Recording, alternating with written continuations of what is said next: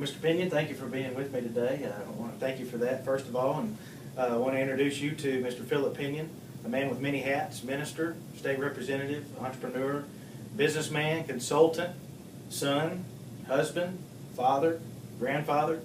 Did I leave anything out? I think you covered I it. covered most of them. Most know you for your time as a state representative, and a lot of what I want to talk to you about is that time, and talk about our good county, and some things there, and just ask you about some personal things, if that's okay as well. If you don't want to answer it, you just say, I plead the fifth, or whatever. So, but first thing, I'd like to just ask you, what led you to enter the political arena? Well, it goes back a long way, Chuck. I started delivering papers in downtown Union City when I was 7 years old. Memphis Press Center papers. I came from a very poor family, and this was a way that I could help supplement and buy clothes. Believe it or not, at 7 years old, 1959, I started delivering papers in downtown. And one of the ones I delivered to was Congressman Vance Everett. And Vance found out that our family didn't have a lot. He just kind of took me in and made sure I had what I needed, and was just, and I'd run errands around his office, and realized how important the job he had, because people would come in there and Vance would make phone calls and he would help them. It didn't matter whether they came in with $500 suits, if there was such thing back then, or came in with pig manure on their boots. It didn't matter to him. And it had such an impression on me, and so growing up in that, from the time I was like 7 or 8 till the time Vance died when I was 16, I became very interested in politics and realized that's how you can make a difference. When Vance died, he had scheduled for me to come to Washington that summer. And part of Mrs. Everett's stipulations in endorsing Congressman Ed Jones was that I got to go to Washington. I didn't even meet Ed Jones until I'd been in his employ in Washington, D.C. for 3 days before I ever met him. Wow. And Mr. Jones had a tremendous influence. He was such a great man and such a good Christian man, and had a great influence on me. And in fact, he is one of the ones when John Tanner announced that he was going to run for Mr. Ed's seat at Mr. Ed's retirement, that Mr. Ed and Miss Lou called me and said, it's your time, you're the right age, it's your time to run for office. And I said, no, I've never been in, I haven't even saw a city council office or county commission office. He said, it doesn't matter, it's your time. And so Ed Jones and Vance Everett had a tremendous amount of influence on me, along with people downtown. Mr. Walker Kerr, who was the president of Old Third National Bank, which now I serve on the board there. It's now, of course, a commercial bank, but the forerunner was Old and Third. When I was 13 years old, my paper route got too big for my bicycle to run it on, and I went to Mr. Kerr and told him I needed to buy a motorcycle. And he carried me back and introduced me to Rat Harrison and said, Mr. Harrison, this is my friend, and I'll stand for it. And I borrowed $225 when I was 13 years old from Old and Third Bank. You got a motorcycle. I got a motorcycle and run my paper. Mr. Walker Tanner started my first savings account for me. I was his paper boy. And they just took an interest because I was working. And so it was more than just the politicians like Mr. Jones and Mr. Gus White. I mean, I could go on and on. Last night I walked downtown, and I thought about all the people down there that I used to deliver papers to that had such a profound influence on me. Mr. Toofy Andrews, Andrews Jewelry. I mean, Mr. Johnny Seymour. Just so many people that saw a young kid from a poor family that evidently they thought had a little bit of potential and had a tremendous influence. And all those things combined caused me to go into business, caused me to want to become a member of the state legislature. Well, you mentioned a lot of different people there. Is there any one that stands out to you that you would say they really influenced me into getting into politics? That's it, without a doubt, Vance. Vance was such a gregarious fellow, and he taught me how to remember names, associate people with names, associate things with people's names, and his life was serving the people of Lake District of Tennessee. And he taught me, there's no greater service. And, the Bible says, greater love is no man that lay down his life for a friend.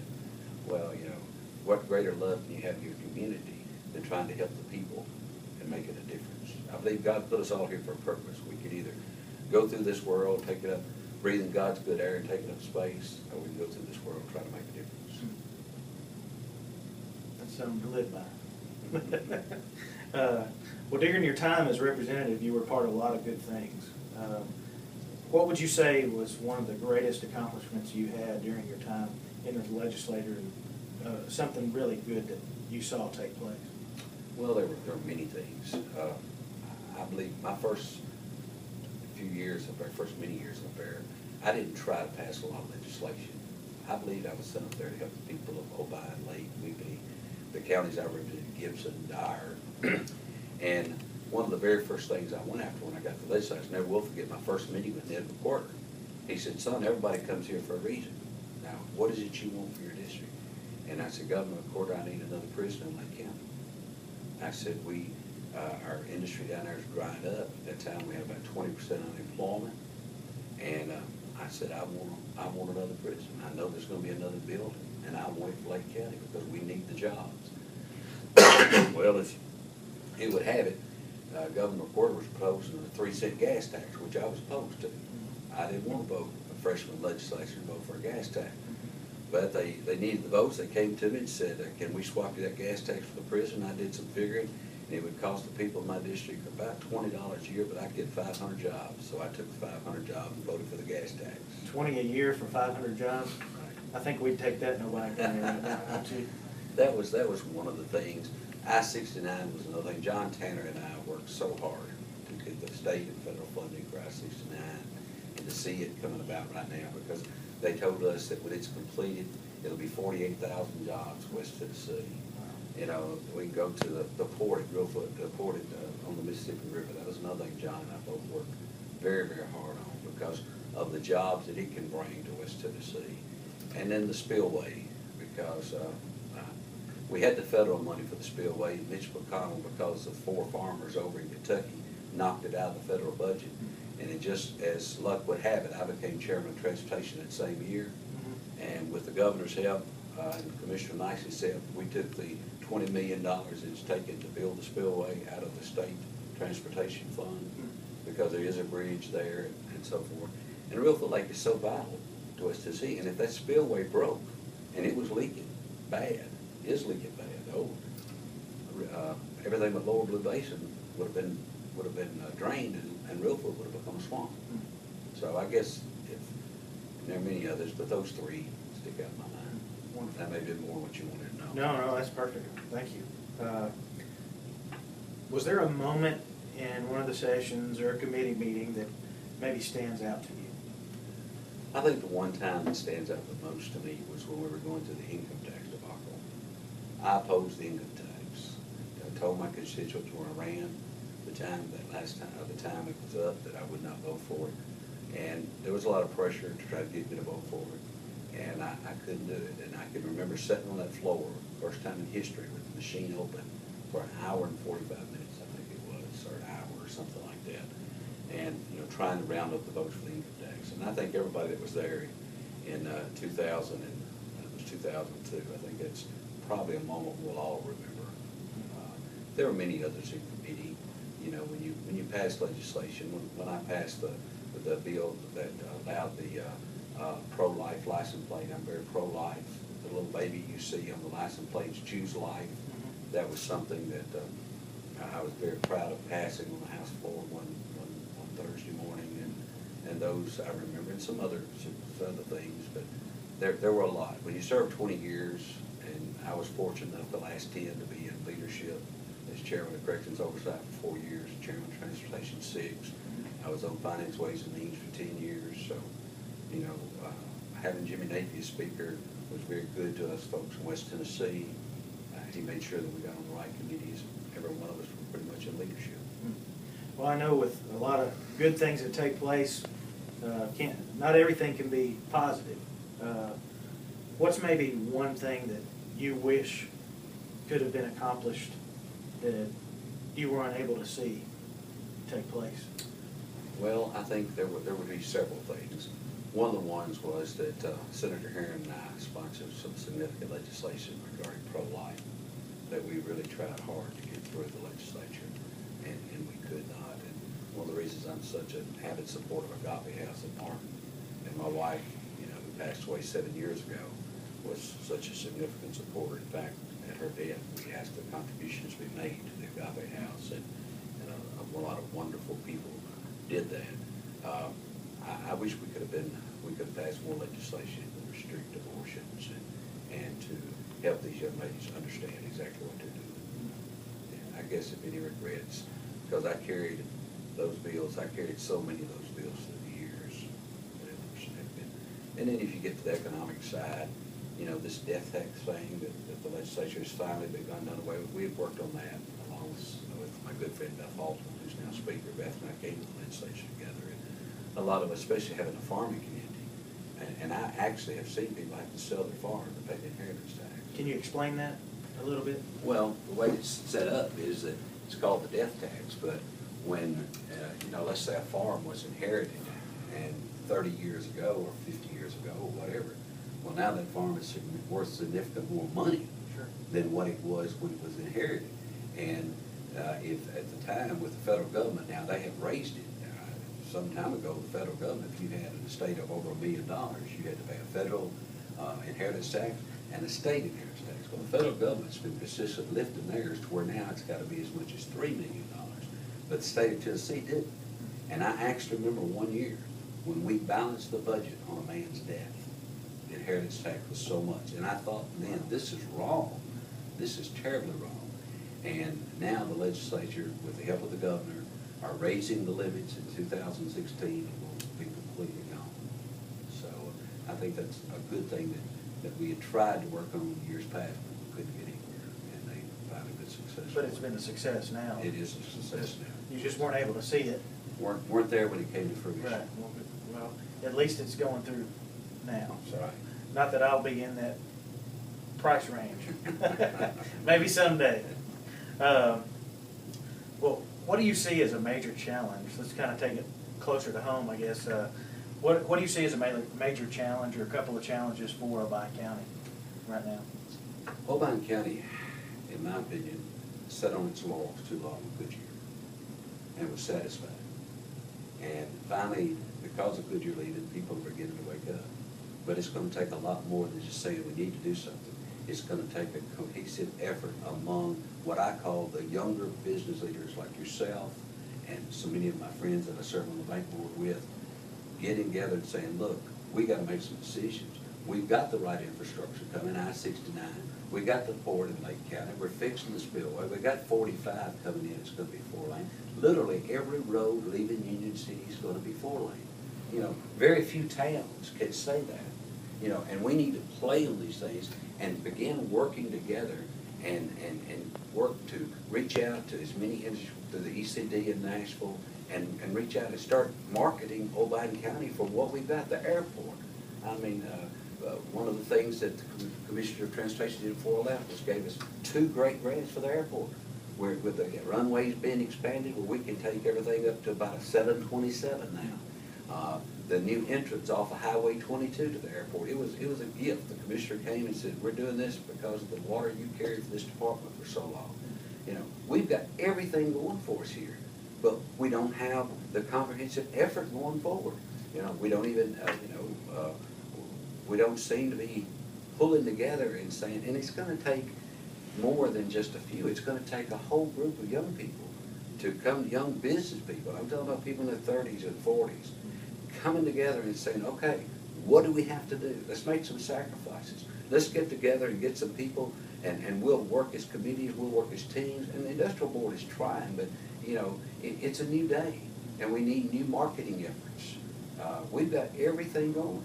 There's no reason why there can't be growth in Obion County. Well, that's really what Westar is about. It is. And I guess that takes me to my next thought is, how do we start that? What is something that, you know, somebody that's listening to this interview or that I can help with, or what is something that's practical that you say, okay, here's your first step? Well, I think your first step is forming some sort of leadership group that says we represent Obion County and the business community, and get all the businesses you can involved. Because anytime a new industry comes, anytime a new business opens, it helps everybody. Get together and say, look, we're going to put down all the things we've got going for us. We're going to develop a marketing plan, and we're going to take we're going to make a major effort to go forward. We're going to let them know in Nashville, anytime something looks at Tennessee, we want them looking at Obion County. We want to be on that list. We've got everything going for us. And So you start out with a group like that, and they say, look, you know, if you need to go hire somebody, you need to go recruit somebody locally, it doesn't matter. But somebody needs to be the leadership role and get out there and go forward. You know, I about got crucified around here by some of the city council members because I advocated the city mayor, election of the city mayor. I still stand by it. I watch the towns I represent that have city mayors, that are elected by the people, that answer to the people. I think everybody ought to answer to the people you serve in public office. And I watched them come to these meetings when we would go out and try to recruit industry. They could tell you exactly what the city would do for them. Dyersburg, Milan, Trunon, Martin. We didn't, you know, we couldn't do that here. Sure.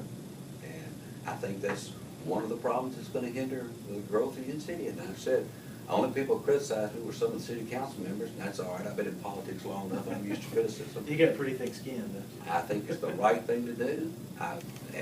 And we even had petitions published. Well, then we found out through the TML that only the city council can vote to change the charter to an elected mayor. It doesn't matter if we come with 99% of the citizens of Union City signing the petition. And I know a lot of the older ones say, well, why do we need that? They remember the days when we used to have the 3 commissioners here in the 50s. It was a lot of political garbage. But, you know, times have changed. And if we're going to move forward, we have got to have somebody.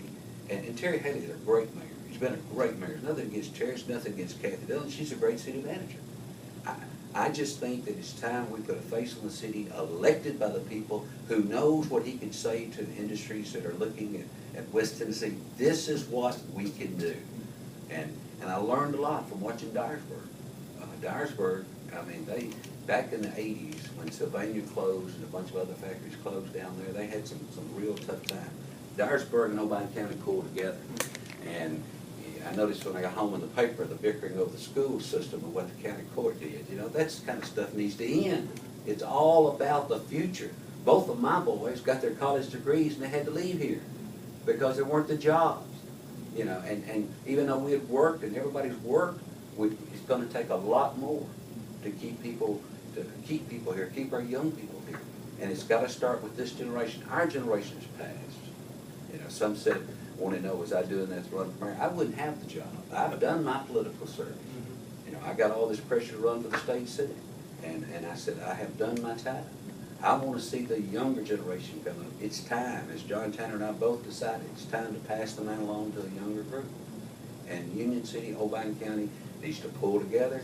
We need to quit any kind of bickering, lay it all on the table and say, we're going to put a major effort, and we're going to make some sacrifices. If we don't, we're going to be in trouble in years to go. And we're going to have all this good infrastructure and nobody uses it. And one of my questions was asking about the good things of Obion County. And you've alluded to a lot of those things, whether it be I-69, I-45, the airport in here. Anything else that you can think of would be Those things are important. Those things you've got to have. That's where Congressman Tanner and I spent so much of our time doing, was working on the things that we needed for growth here. But the greatest thing Obion County's got going for us is we're a county of wonderful people. Some of the finest people in the world live in Obion County, Lake County, Dyer County, Wheatley County, Gibson County, every county I represent as far as I'm concerned, because they're good people.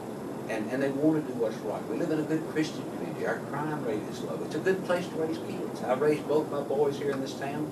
They went through the Union City school system.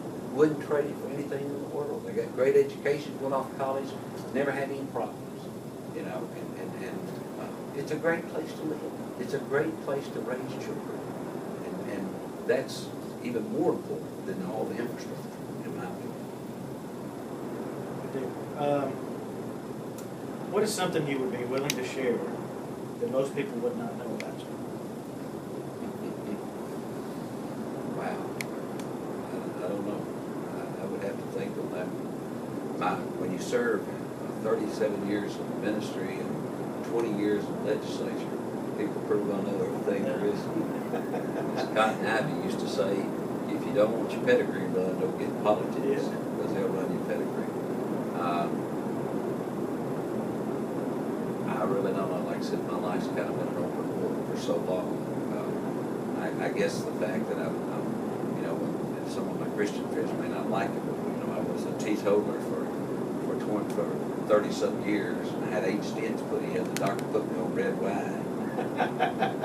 But I never knew so many of our elderly folk. We got some wonderful elderly Christian folks right here, make some mighty good wine. I've heard that. And leave it for me. Uh-huh. And my doctor also, I had to quit smoking cigarettes, but he still lets me smoke a cigar when I'm drinking my wine. So That's I guess, all right. yes, if there's anything that, you know, I still have feet of clay and still infallible, but the Lord's been mighty good to us.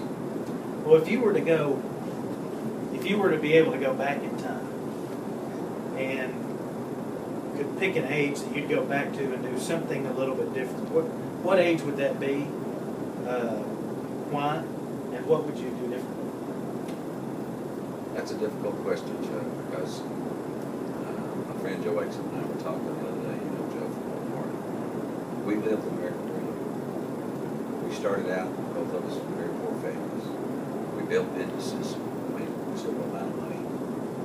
I was able to work things that are so important to me, serving the Lord, serving my community through the legislature, and serving my country through my time in the United States Navy and the National Guard, and so forth.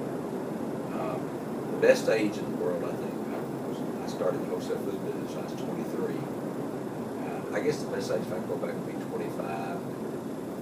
I would have probably, if I was changed some things at 25, I would have been more aggressive in my involvement in the community. I coached baseball.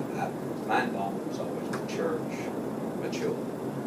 I am a member of the Sonic Lodge, and then when I became a legislator, I spent 20 years in the Rotary.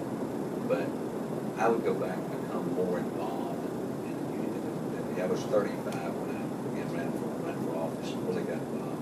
I'd have taken those years when you got lots of energy, 25 to 35, and put more of that into the community. How do you want to be remembered?